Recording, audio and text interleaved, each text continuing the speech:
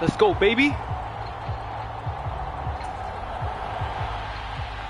Just about set for football. Blake Groupie is ready to get us started. And here we go. We're underway in Madden Ultimate Team. And taken down just past the 20 at about the 21-yard line.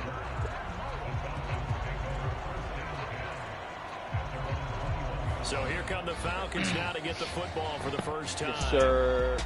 And they'll be led out by their quarterback now in his third season in the league. I tell you what, when he is on schedule for that week, secondaries take notice because you've got to stay alert back there on every snap. A truly powerful arm, one that's capable of challenging any level of the defense on any given play.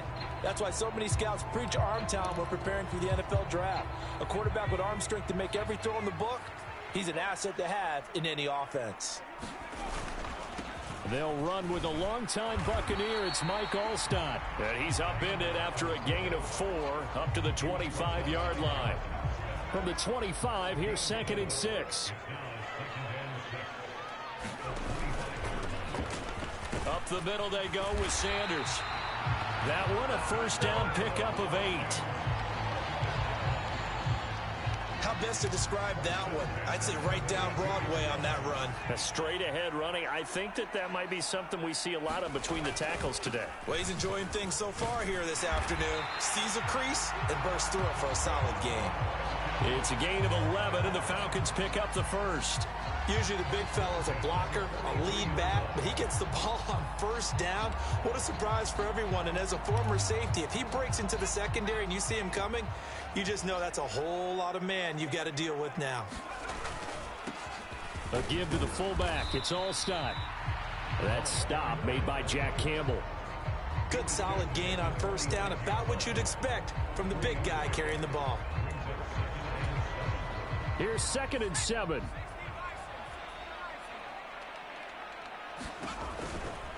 Running right, here's Sanders. Calling a gain of a couple, and that's going to leave him with a 3rd and about 5. Just not a whole lot of room to operate there on that carry. No, not at all. They did a really nice job staying in their proper places and not allowing any lanes to open up. On 3rd down, they turn to Sanders. And he's taken down at the 43, but not before picking up the first. That's good for 9 yards as they convert on the 3rd down play.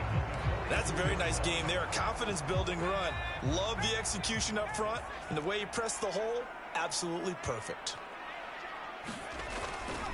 Another carry here for the fullback, Alstott. There he goes left side. And did he get in? No. They'll mark him out at the 1-yard line. It's a big play there for Atlanta. Give him 42 yards on the ground. A terrific opening drive has them knocking on the door. 1st and goal. They'll let the fullback, and he gets in. Touchdown, Atlanta. Mike Alstott pushing it in from a yard away. And the Falcons will jump on top with the game's first score here this afternoon. That's just a solid, methodical drive to start this game. And how about how it culminated? Doing exactly what they wanted to do, getting the ball downfield, and then running it into the end zone. I'm just telling you, partner, when you run it in rather than throw it in, that hurts a defense psychologically a heck of a lot more. Greg Joseph on for the extra point. And his kick is no good. An inauspicious start here kicking-wise as this one stays a 6-0 game. Morstead out now following the touchdown to kick.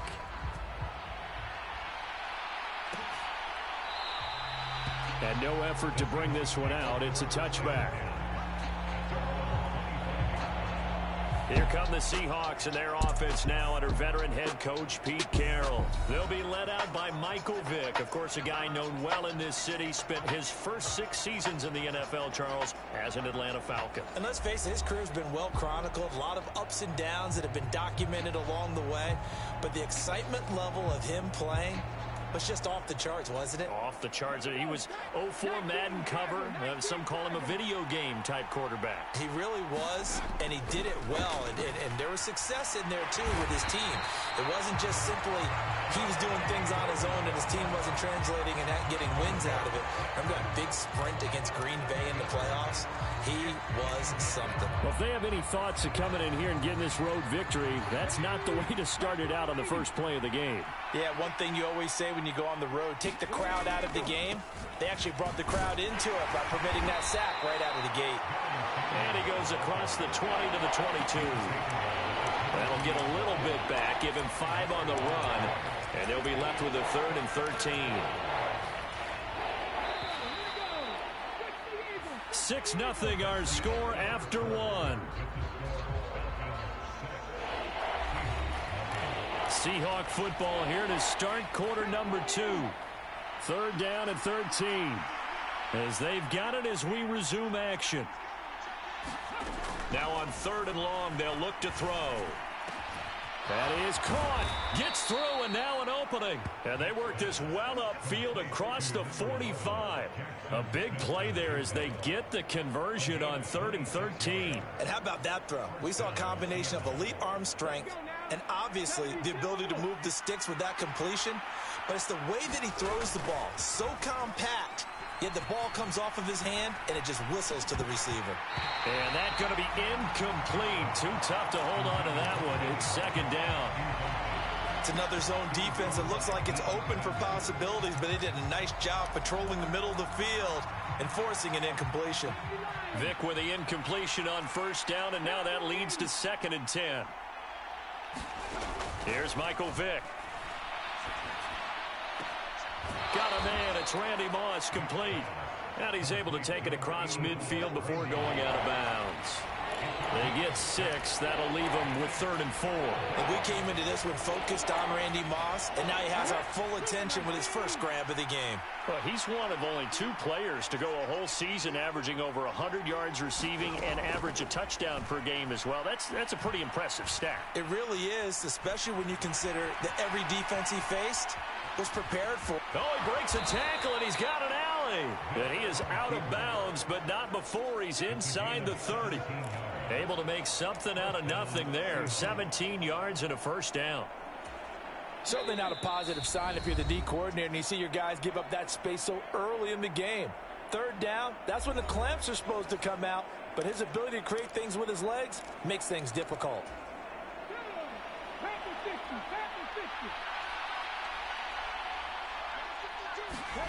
Vick operating on 1st down.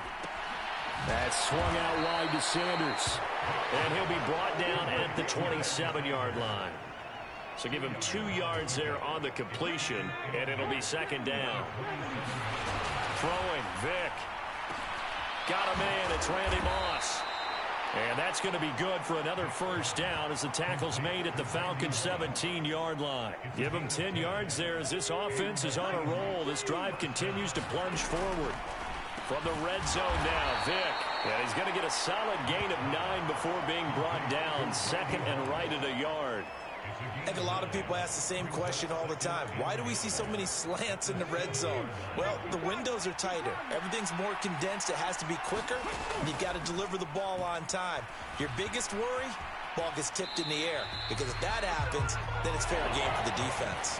So many times we've seen him try to escape the pocket and do something with his legs, but in this case, the pressure was too intense, and he made the wise choice to just get rid of the football and make sure no one was going to get it. They'll throw again. Here's Vick. Oh, that's into double coverage and intercepted. And the Falcons are going to take over once again, and they'll have it at their own 8-yard line. Definitely not the ideal time to see that mistake, partner, because this is still a one-possession game, and that's at least a field goal that just vanished with that turnover. Now, pressure's on defensively to prevent that pick from turning into points for the other side.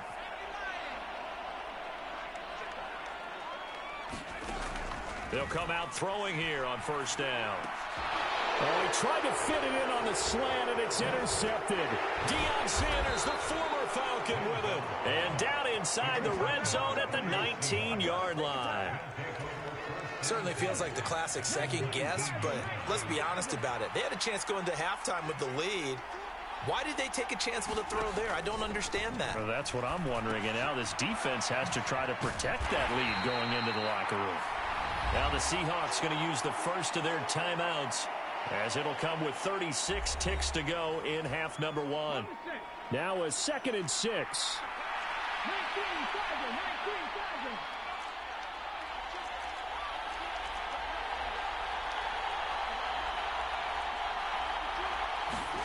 From the shotgun, it's Vick. And once again, this is Sanders. And he'll get it here to the 10-yard line. Now the Seahawks call the second of their 3 timeouts. So that means they're down to 1 remaining here as we head toward halftime. On 3rd and 1, here's Vick. Forced out to his left. And he'll be taken down, but he does have first down yardage. Now the Seahawks forced to use their 3rd and final timeout. And with halftime on the horizon, they'll be out of timeouts from here forward. Ah, Brandon, that's a gamer move right there. Facing 3rd down, steps up, calls his own number, and nearly makes the house call. If I'm the coach, I let him take a number. End zone caught. Touchdown, Seattle. Travis Kelce in the final seconds of the first half. And the Seahawks have tied the ball game with a chance to take the lead into the locker room. The point after, good by Groupie. And they take the lead here at 7-6. So not much time to speak of remaining in this first half as the kick's away.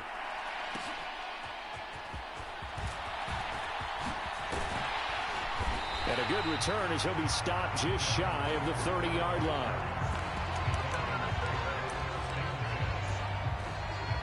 The Atlanta offense out there for their next drive. And with 5 seconds to go, this will likely be our final play. Slings this deep from McLaurin. Oh, and that is incomplete. So we've hit intermission. It's half. Due to time constraints, we move you forward in today's broadcast to the beginning of the 3rd quarter. The Seahawks with the advantage, and they get the football first as the second half is underway. From a couple yards deep, he'll bring it out of the end zone. And he'll be stopped right around where he would have been had he gone down to a knee, maybe a yard shy of there at the 24.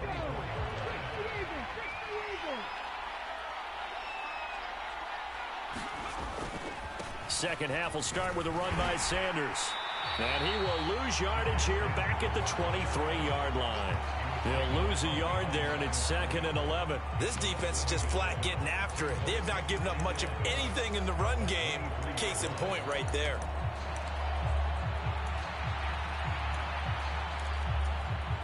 After the loss to start out, here's 2nd and 11.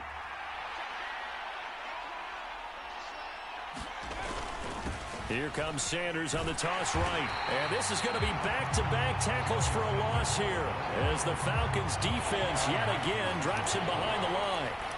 A 2nd down play results in a loss of 2 yards. A 3rd down now. Those last 2 plays indicative of how things have gone for them. Just nowhere to go on the ground and struggling to put up points. Meanwhile, this one knocked down in the backfield. It's incomplete. And so many times we look at the opening drive of the 3rd quarter as a tone setter, and many coaches do emphasize it. And that's a strong performance there defensively to force incompletion and, more importantly, force a quick punting situation. Here's Hester. We'll call that a punt of 54 yards. Well struck. And the Falcons will be taking over 1st and 10. Here comes the Falcons offense. It's their first possession of the second half now. This game, it has obviously been all about the defense on both sides of the football. Which offense is going to break through here? We'll see if they can do it on this drive. And he gets this to the 35. Good for a gain of 5. And there's the pickup you want on 1st down. All offenses say, you get me 4 on 1st down, we'll take it. How about if you get 5? They'll really be happy. Ball on the 35. Here comes 2nd and 5. They go again with Allstott. That one a 1st down pickup of 8. Brandon, you know how we talk about having wrinkles in a game plan? That was a fold right there. How about that play? Being able to change things up. You think anyone else on the team's going to get the ball, and in that situation, they surprise everyone and give it to their big guy. It's a 6-yard pickup, and it gets them to 2nd and 4.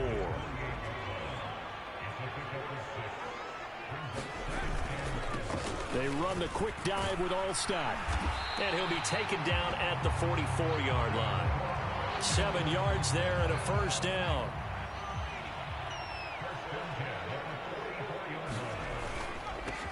Well, they've gone to their fullback quite a bit. He'll get it again. Solid running on the carry, but still brought down just inside of the 40. 2nd down and 4.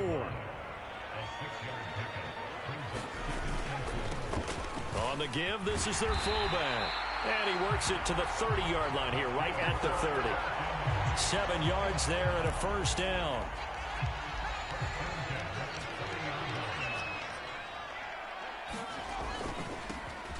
Straight ahead, it's Stevenson. And nothing much materializing there on the first down run. He'll get a couple, and that's it.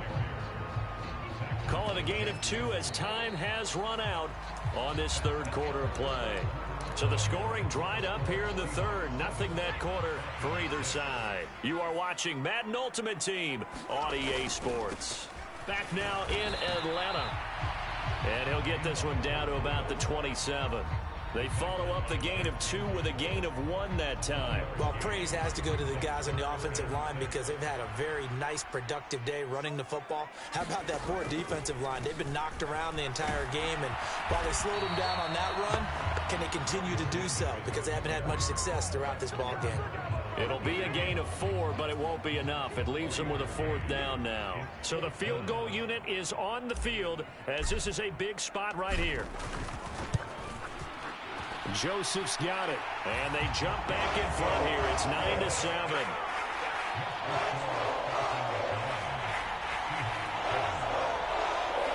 So he waited on the sideline for his first chance in the ball game, and it didn't come until the fourth quarter, but he connects there. A big one to give him the lead. Boy, you talk about coming in cold. I don't care how many times you kick it into a net. You're not really ready when you go out there and all that beef is coming at you trying to block the kick. Big spot, and he delivers. So Michael Vick in the offense. Down 9-7. 2:18 on the clock. Plenty of time here. They've got 3 timeouts and the 2-minute warning as they've got it 1st and 10. And he's going to be dropped following a pickup of 7 past the 30 to the 32. 2 minutes remain, and that's our score differential as well. 2 points here in the fourth quarter. So it's Seahawk football as we march toward a conclusion. They come up on a 2nd down now in a game that looks like it's going to go down to the wire. Here's 2nd down. Vick to throw it. Able to complete to Moss. Plenty of time. All 3 timeouts still remain. Here's 1st and 10 now. Into the hands of Sanders. And he'll be brought down just shy of midfield at the 49-yard line. Now 2nd down and a few inches. This will be caught by Randy Moss. And he is taken down, and he's got a first. And they are on the precipice of field goal range now. Here comes 2nd down and 5. Now Michael Vick. And that one finds the ground, breaking a string of 5 straight completions. And it brings up 2nd down. No, 3rd down. They'll need 5 on this play to move the sticks. Here's Vick. Pass taken in by his big tight end. And that's going to be good for another 1st down as the tackle's made at the Falcons' 21. Vick with a give to Sanders. And he'll get what he can up the middle, 3 yards. That'll bring up 2nd down. Now the Seahawks going to use the first of their timeouts as they get it right at the 32nd mark of this fourth quarter.